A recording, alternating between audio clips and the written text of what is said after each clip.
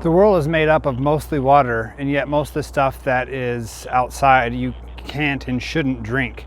And so having the ability to find water source of any kind and filter it is very important for survival. And so you really need to be able to come down, get a bucket full, and turn it into something that you can actually drink. And so we recommend that you go out right now and find any kind of ponds like this one, or streams, rivers, anything in your area, and know how far away it is and how hard it is to get to, because that's going to be something that you're going to be doing almost every day, because water is a very important thing to think about and store beforehand, but there's no way you can store enough for your family indefinitely. So having the ability to filter water that you can find is very important.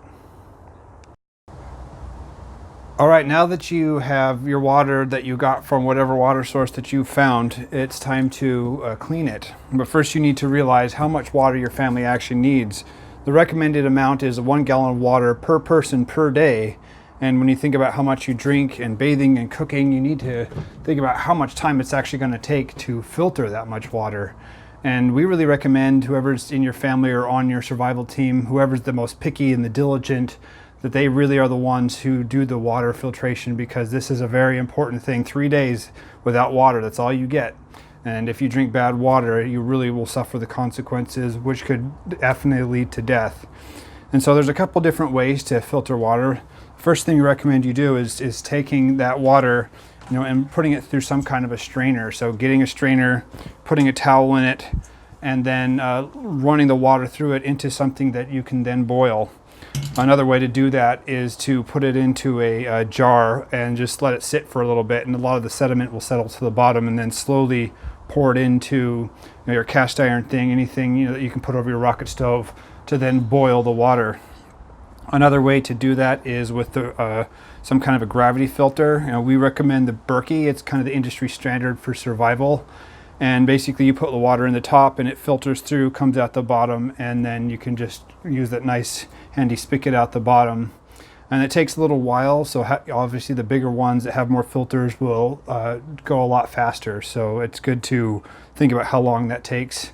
And also, once you've done all of your techniques for filtering, putting some nanosilver there is very important, just to make sure that there's no extra bacteria that made it through. Or sometimes in the process your hands get dirty and you put that bacteria right back in.